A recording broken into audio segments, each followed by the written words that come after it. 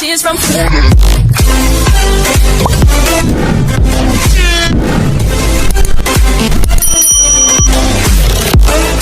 Tears from Tapi kalau boleh, saya mau ngasih satu rahasia nih buat teman-teman.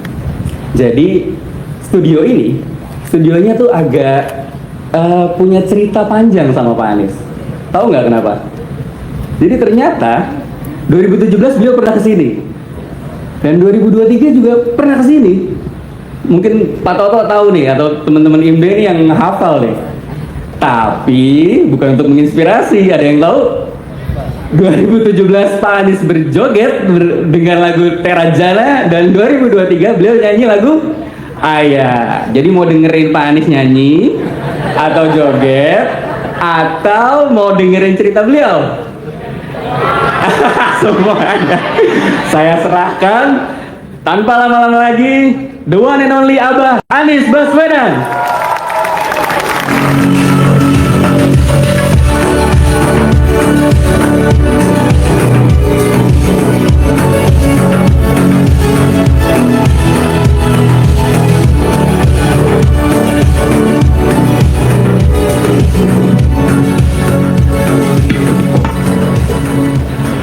Masuk ruangan ini ada tegang-tegang traumatik gitu. Iya, karena di sinilah kira-kira setahun setengah yang lalu, saya diminta untuk jadi tamu, ternyata juga menyanyi, dan suaranya spektakuler betul, sampai semua orang ingat gitu. Itu kan prestasi tersendiri ya, nyanyi diingat semua orang itu. Cuman di mana-mana posternya, Pak jangan nyanyi lagi, gitu. Ampun. Jadi setelah saya perhatikan, saya lihat ulang, kelihatannya saya waktu itu dikasih mikrofon yang salah. Iya, saya kasih mikrofon yang salah. Karena saya coba nyanyi lagi di tempat lain bagus gitu loh. Apa yang salah dengan mikrofon di sini? Teman-teman sekalian, Assalamualaikum warahmatullahi wabarakatuh. Saya ingin menyapa beberapa yang terlibat langsung memfasilitasi. Yang pertama, Pak Rektor Institut Media Digital MTek, Bapak Dr. Toto Amin Sofianto, MA IDD, dan Bu Sriyanti, Mbak I. Mana Mbak I-nya? Nah itu dia. Kemudian Wakil Rektor Pak Ciptono, yang saya hormati. Mana Pak Ciptono? Terima kasih sudah memfasilitasi kegiatan turun tangan di tempat ini. Barangkali ini salah satu kegiatan turun tangan yang tempatnya paling glamor ya. Boleh kasih tepuk tangan sekali lagi buat. Yang berikutnya Ketua Dewan Pembina Turun Tangan, Dewan Binanya Pak Hosin dan Pak Bagir Mulahilah yang hadir juga di sini.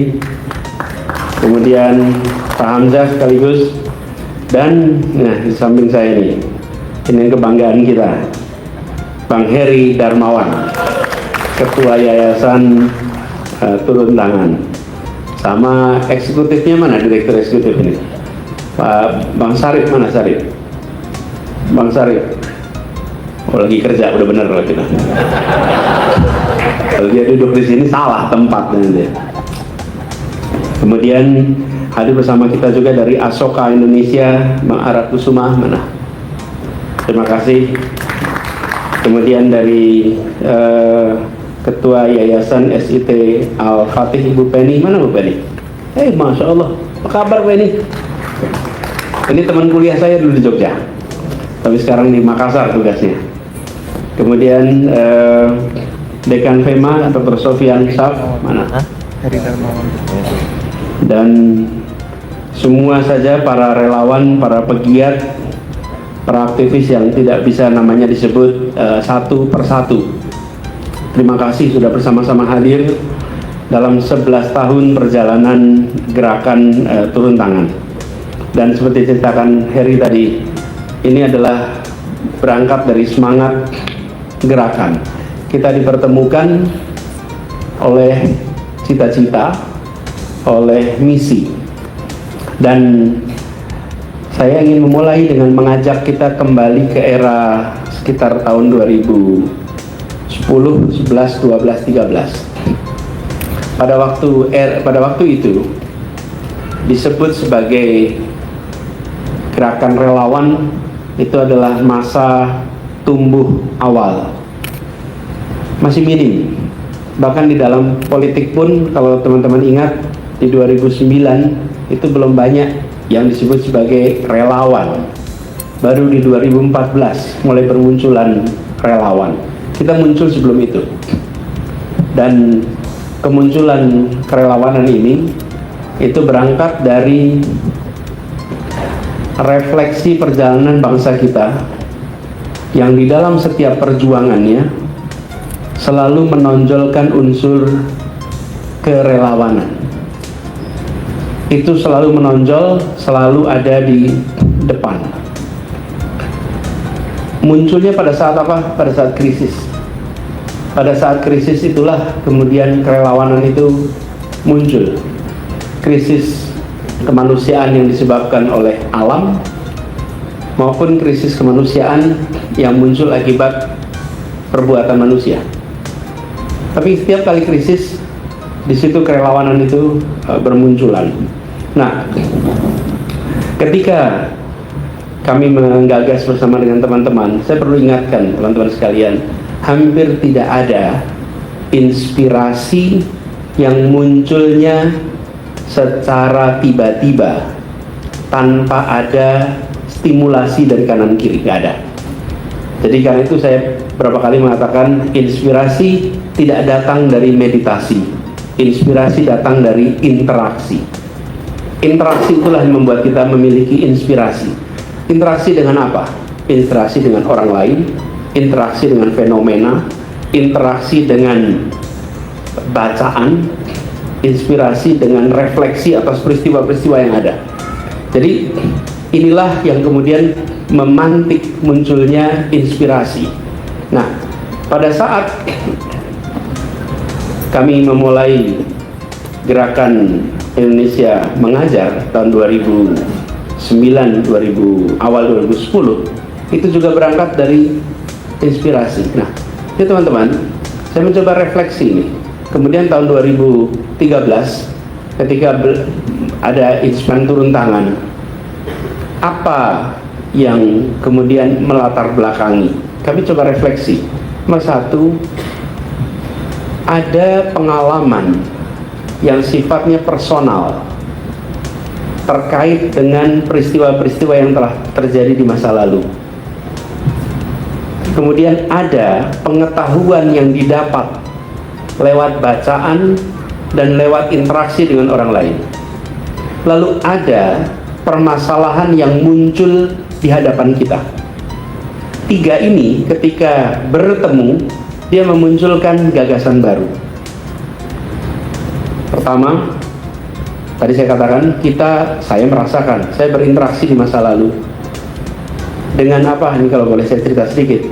Saya ketemu seorang rektor di kampus saya, namanya Kusnadi Harja Sumantri. Itu relawannya Wahidnya Wahid. SMA, dia menjadi komandan tentara pelajar Brigade 17. SMP SMA. Orang aslinya dari Sunda, namanya juga Kusnadi Harja Sumantri. Tapi dia bertempur di Jawa Tengah. Dia menjadi itu kan relawan, cuman angkat senjata gitu. Namanya Brigade 17. Kenapa dikasih nama Brigade 17? Ya pokoknya kalau tentara pelajar namanya Brigade 17. Jadi kalau di mana-mana tanya, Anda siapa? Brigade 17. Anda siapa? Brigade 17. Itu artinya tentara pelajar. Kemudian dia menjadi mahasiswa. Nah, semangat juang itu ketika jadi mahasiswa, saya pernah ceritakan beberapa hari yang lalu mungkin. Ada kebutuhan membangun SMA, SMA-nya dibangun, gurunya di mana? Nah, ini anak muda ini jadi relawan guru SMA. Relawan guru SMA. Lalu mengajak teman-teman yang lain terlibat. Dan keterlibatan ini anak-anak mahasiswa nih menjadi guru PTM, nah, pengerahan tenaga mahasiswa. Salah satu, ini tahun 50-an. Bapak Ibu, kalau ketemu dengan orang-orang yang anak cucunya guru PTM, Pak saya bisa bercerita. Mas sosiolog nih Imam Prasojo. Imam Prasojo itu lahirnya di Sumatera Barat. Terus ditanya, Pak Imam Prasojo kok lahirnya di Sumatera Barat? Iya, ayah saya lagi jadi guru PTN di Sumatera Barat. Karlina, Prof. Karlina, enggak, Lingka. Karlina Singka. Lahirnya di mana? Singkawang. Karena itu karena kenapa? Ibunya guru PTN. Mana bisa nyebutin ibu banyak sekali. Tetangga saya ada satu orang, Dr. Salman, meninggal usia 94-95. Dia adalah salah satu guru PTN terakhir yang masih hidup. Ini adalah tahun 50-an. Nah, itu interaksi itu. Saya dengar ceritanya dari Pak Kusnadi. Terus itu menempel tuh. Sebagai pengetahuan. Kemudian kita punya pengalaman kerelawanan ketika zaman kuliah 1, 2, 3, 4 tuh. Nah, pengetahuan didapat ini pertama tuh interaksi. Yang kedua adalah bacaan sejarah, bacaan peristiwa-peristiwa di berbagai tempat yang di situ muncul semangat juang. Lalu yang ketiga adalah problem. Nah, ketika ketemu problem, konteksnya kalau turun tangan adalah bagaimana di dalam arena politik orang baik, atau kalau kesulitan mendefinisikan orang baik, orang tak bermasalah bisa mengikuti proses politik yang penuh dengan problematika kalau orang-orang baiknya memilih diam dan mendiamkan. Nggak bisa.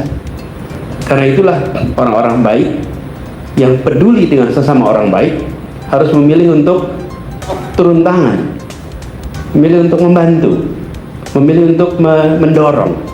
Nah, ini teman-teman sekalian, saya pribadi mengerjakan. Kalau ada teman, kolega, atau orang yang kita kenal, walaupun bukan teman, kenalan, temanan, sahabatan, saudaraan, gitu kan levelnya kira-kira. Jadi baru kenalan saja, tapi terlibat di dalam proses politik, dan kita tahu bahwa ini adalah orang tak bermasalah, maka dulu saya suka berikan endorse.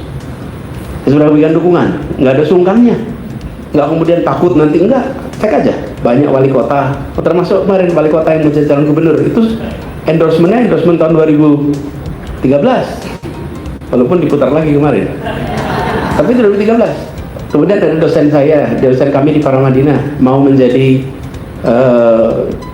wali kota, kayak endorse. Ada yang mau jadi anggota DPR, Indra Piliang itu peneliti mau jadi anggota DPR. Kami buatkan pelepasan Indra dari dunia akademik ke dunia politik. Dibikin acara farewell, karena dia akan berangkat ke dunia politik. Saya selalu dalam posisi melepas, mendorong. Kenapa? Ya saya waktu itu masih jadi rektor. Kemudian ada teman-teman yang mau terlibat, saya akan dorong, saya akan bantu. Prinsipnya apa? Kalau ada orang lain mau turun tangan, maka kita yang lain tidak boleh hanya urun angan. Kita harus turun tangan. Ketika ada orang lain nih mau turun tangan langsung nih, mau belepotan, mau berhadapan dengan tantangan. Ketika berada di dunia akademik nggak ada yang namanya bully-bully sana sini. Roasting juga sekali-sekali. Kayak tadi tuh. Saya lihat ini seperti total politik Budi sama Ari juga nih.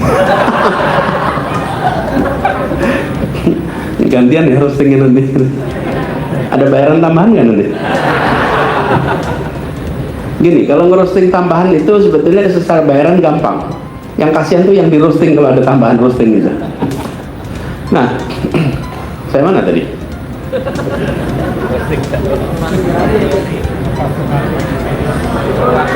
Nah, yang turun tangan. Jadi, ketika melihat ada orang mau turun tangan dalam urusan politik, nih kita yang lain mau diam aja. Saya melihat kita harus turun tangan, kita harus bantu. Itulah sebabnya mengapa di 2013 kita mendorong gerakan turun tangan. Berangkatnya dari tadi, satu adalah perjalanan, pengalaman, interaksi. Yang kedua adalah interaksi dengan bacaan, pengetahuan. Yang ketiga ketemu masalah. Itu kemudian kita memilih untuk yuk kita bangun gerakan turun tangan. membantu saudara-saudara sebangsa yang mau menjadi pribadi di dalam politik. Karena pada waktu itu ada keunikan yang saya sering ceritakan juga, pengalaman saya di kampus. Kalau ngobrol dengan mahasiswa, saya tanya, nanti kalau sudah selesai mau apa? Ini true story. Dijawab, saya mau ke bisnis, Pak. Terus saya jawab, apa nggak berminat masuk politik? Dan dia menengok ke wajah saya itu kayak rektornya tanya politik gitu. Saya, kenapa nggak berminat politik? Enggak, Pak. Kenapa? Politik itu kotor, Pak. Maka pertanyaan saya, kalau bisnis bersih ya? Dan sebenarnya kita tahu pengadilan itu lebih banyak urusan konflik bisnis daripada konflik politik. Betul tidak? Kericuhan lebih banyak konflik bisnis daripada konflik politik. Tapi bedanya, kalau konflik bisnis tidak masuk ke dalam public attention karena dianggap sebagai private. Kalau di wilayah politik dia menjadi publik. Nah, jadi saya sampaikan, bersih atau kotor itu bukan sektor. Bersih atau kotor adalah bagaimana menjalani setiap sektor. Dan kalau dijalani dengan baik, maka kita akan bisa menjaga. Nah, disitulah saya ingin refresh sedikit bagi saya pribadi di perjalanan 11 tahun ini. Bagaimana asal-muasalnya, mengapa kemudian muncul gagasan turun tangan. Karena melihat ada orang mau turun tangan, maka yang lain jangan hanya urun angan, tapi ikut turun tangan juga. Nah, dari perjalanan itu, ternyata gerakan turun tangan ini kemudian berkembang. Dan saya harus sampaikan apresiasi yang luar biasa kepada pribadi-pribadi yang tabah, yang tekun, yang rajin merawat gerakan Indonesia, gerakan turun tangan ini selama 11 tahun terakhir. Pak Hosin, Bang Heri, dan teman-teman yang lain. Kenapa? Karena ini anak muda. Anak muda itu cirinya apa? Turnovernya tinggi. Masuk aktif 2 tahun mentas, masuk aktif 1,5 tahun mentas, masuk 3 tahun mentas. Betul tidak? Karena anak muda memang turnovernya tinggi. Tapi di balik turnover tinggi, itu artinya ada banyak kader-kader yang kemudian dapat pengetahuan, dapat pengalaman, dapat inspirasi, dan mereka akan meneruskan karya itu di berbagai tempat. Jadi ketika sekarang melihat statistiknya, Indonesia turun tangan ini sudah hadir di 77 kabupaten kota di seluruh Indonesia. Sudah menginisiasi 214 proyek sosial di 30 provinsi. Ini pencapaian yang amat membanggakan. Boleh tepuk tangan sekali lagi buat turun tangan. Dan yang lebih luar biasa adalah cerita dari 66.000 relawannya. Ini turnovernya tinggi sekali. Masuk, jadi kalau kemana-mana ketemu dengan Pak, saya bagian dari turun tangan, maka pertanyaan berikutnya, tahunnya berapa? Karena tidak mungkin, kan yang bertahan 11 tahun itu Heri, Hosin, Semi, mana Semi? Ada Semi. Angger, mana Angger tuh? Angger. Darul. Ini suami istri Darul sih. Jadi semua gerakan, siapa lagi ya yang belum, yang ada di sini, yang 11 tahun. 11 tahun itu masih muda. Kalau dibilang udah 45 tahun, nah baru masalah. Kalau 11 tahun masih muda. Saya teman-teman, ini semua, Pak Bagir, Mbak Ii, ya betul, Bu Rektor tuh. Nah, jadi teman-teman sekalian, perjalanan selama 11 tahun ini adalah sebuah perjalanan pengabdian.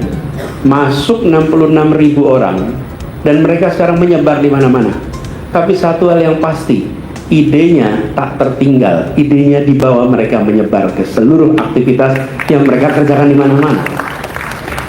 Jadi aksi-aksinya nyata. Kenapa? Namanya aja turun tangan.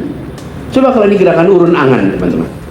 Kalau gerakan urun angan ya memang sebatas wacana, tapi kalau turun tangan maka nyata, aksi-aksinya konkret. Nah, ini kemudian saya lihat sebagai tempat persemaian kepemimpinan berbasis komunitas. Disebut persemaian kenapa?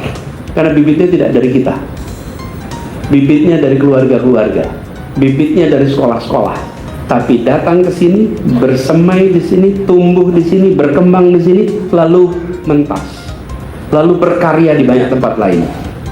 Nah, sebagai tempat persemaian ini, kita memulai gerakan itu dengan satu kalimat sederhana waktu itu.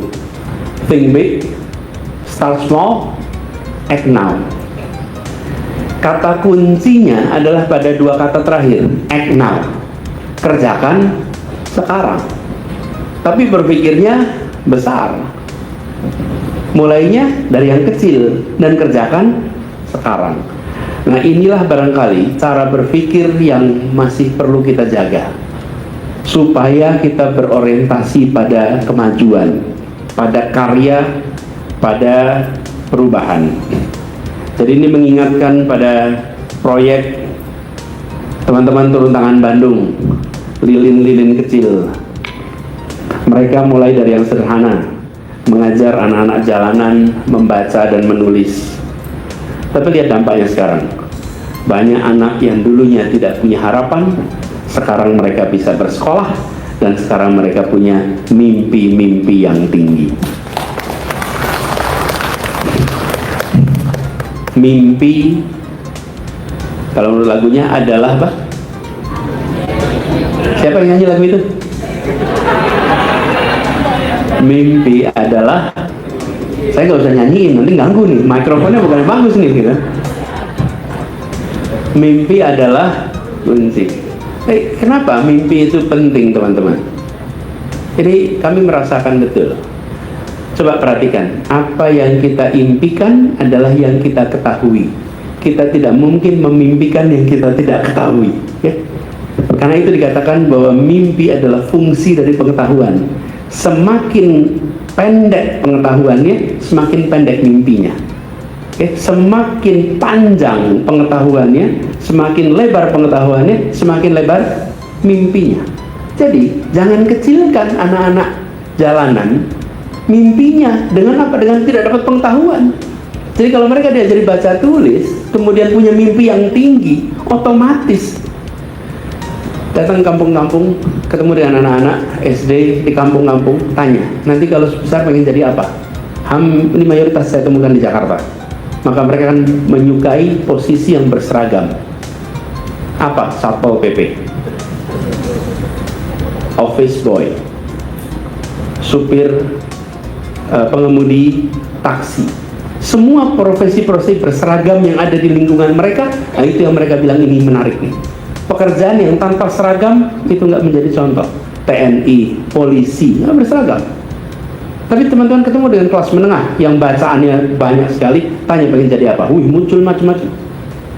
Barpen, kalau kopi ini barista, pengen jadi pemain ABC. Itu fungsi dari apa ya? Pengetahuan. Karena itu teman-teman, ketika kami mendengar teman-teman turun tangan Bandung punya proyek lilin-lilin kecil, maka dia sebetulnya sedang menyalakan obor masa depan untuk anak-anak yang hari ini termarginalkan. Kemudian turun tangan Medan yang punya becak pustaka. Siapa yang membayangkan coba? Ide sederhana bawa buku pakai becak coba. Itu atraktif sekali teman-teman. Dan apa sih dampaknya? Dampaknya bikin anak suka baca. Terobosan-terobosan semacam ini teman-teman nampaknya kecil, tapi dia mencerminkan think big, start small, act now. Ini startnya small, nggak usah start gede, biarkan dia jadi inspirasi di mana-mana. Dan itu yang membuat turun tangan ini beda. Apa yang menarik lagi, bahwa teman-teman turun tangan ini datang dengan attitude bukan hanya ingin menyelesaikan masalah, tapi ingin belajar dari tempat mereka berkarya.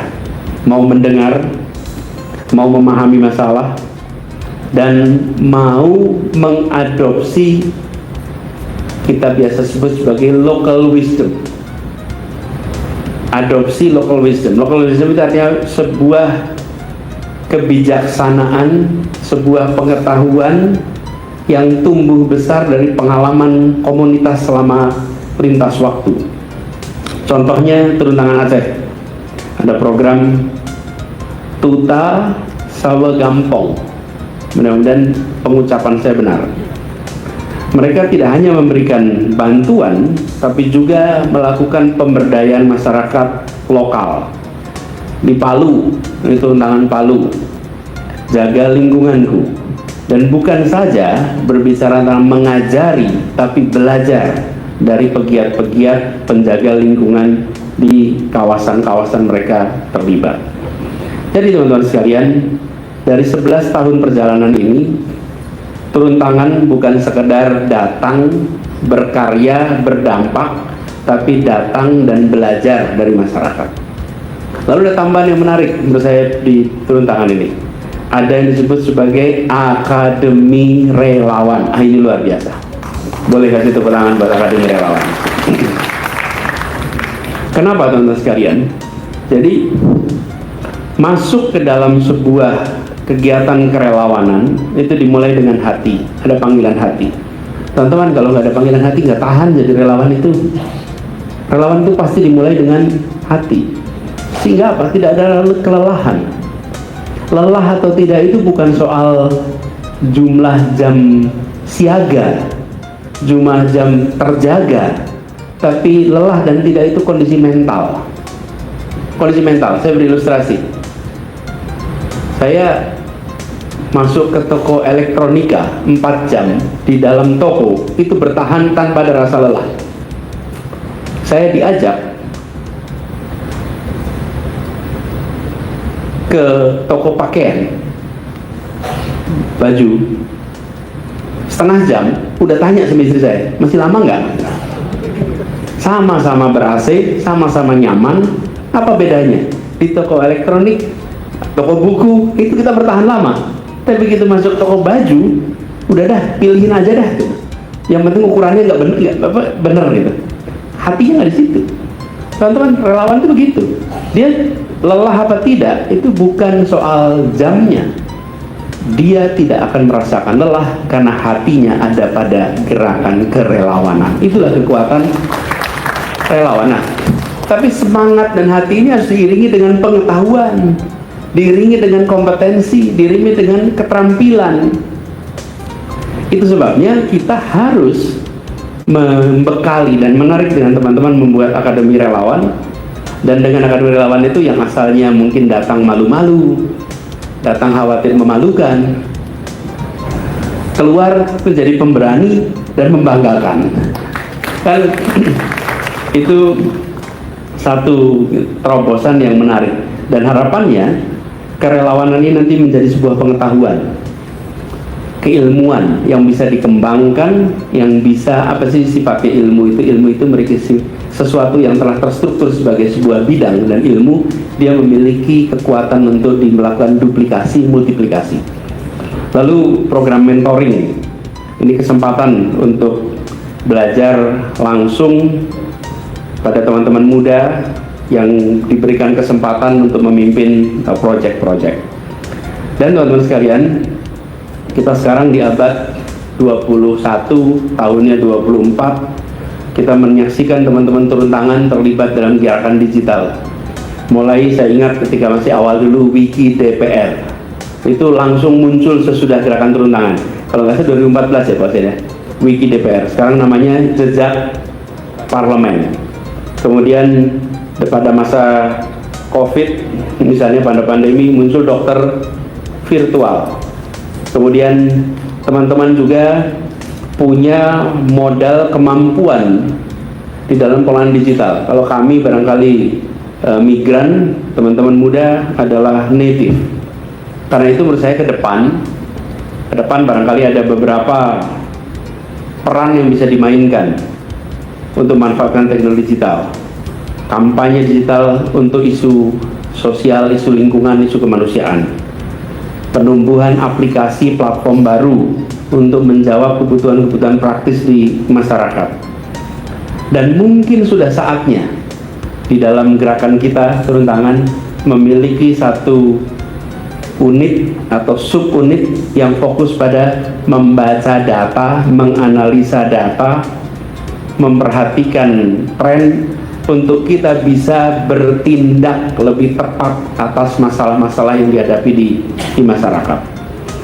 Jadi teman-teman sekalian, dengan semangat kerelawanan yang tinggi, proses penumbuhan relawan-relawan selama 11 tahun ini, dan generasi baru yang selalu terlibat, saya rasa kita semua boleh bersyukur menyaksikan bahwa sudah ada lebih dari 66.000 pribadi yang lolos dalam gerakan turun tangan untuk Indonesia.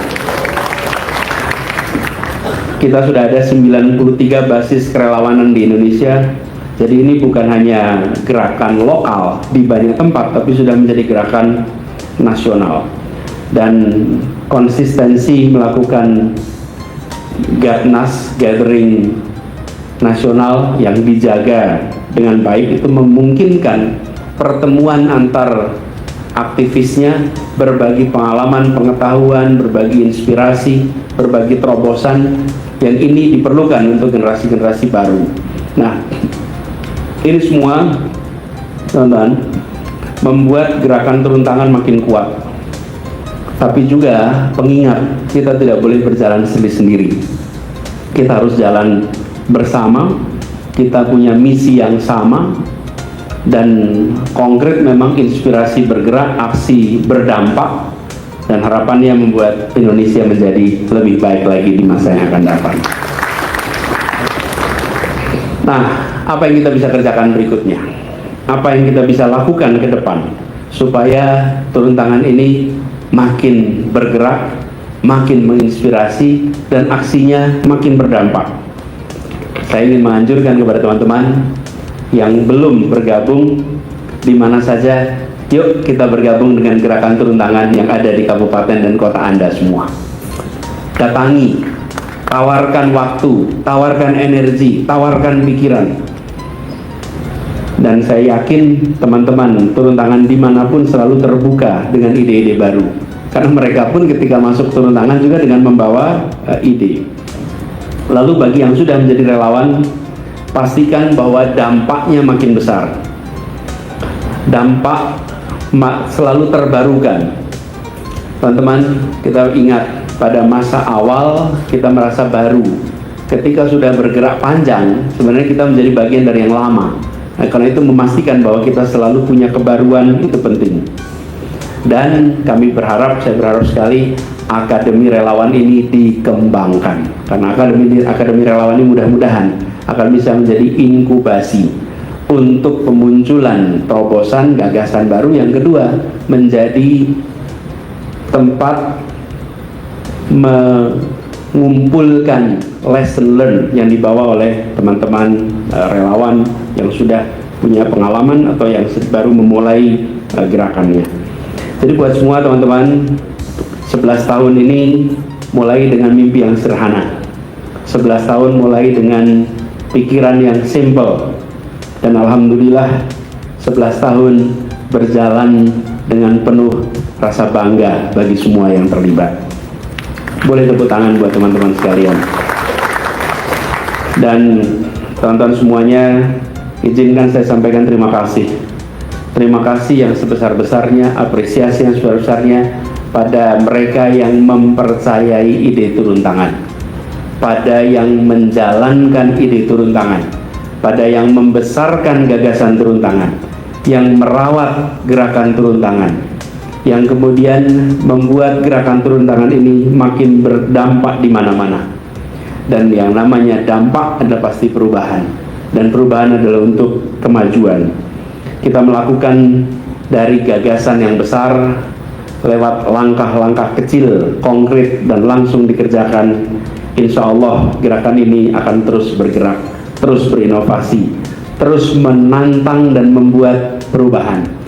Dan kita selalu siap untuk menjawab pertanyaan sederhana. Ya, kita gimana ya? Pertanyaan sederhana sekali. Pejuang bukan? Pejuang bukan? Sekali lagi, pejuang bukan? Sikap itu adalah sikap yang harus dijaga.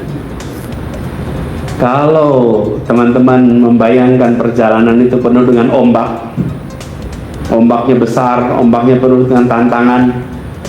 Kalau teman-teman mau milih melewati ombak yang kecil atau besar? Besar. Kalau Anda peselancar, maka Anda menginginkan ombak yang lebih besar dan lebih besar lagi. Karena disitulah kekuatan dan kehebatan Anda teruji. Tapi kalau Anda bukan peselancar, maka Anda menjauhi itu semua. Saya rasa yang di sini adalah orang-orang yang berselancar untuk menuju Indonesia yang lebih baik, untuk Indonesia yang lebih adil, untuk Indonesia yang lebih sejahtera bagi semuanya. Terima kasih kepada semuanya, dan ingat, kita dibesarkan oleh Indonesia dan sudah saatnya kita membayar balik bagi Indonesia. Dan membayar balik ini salah satunya dengan gerakan kerelawanan. Indonesia masih membutuhkan relawan-relawan yang bekerja untuk kebaikan. Insya Allah kita semua bekerja untuk kebaikan dan selalu dalam ridhonya. Terima kasih. Assalamualaikum warahmatullahi wabarakatuh.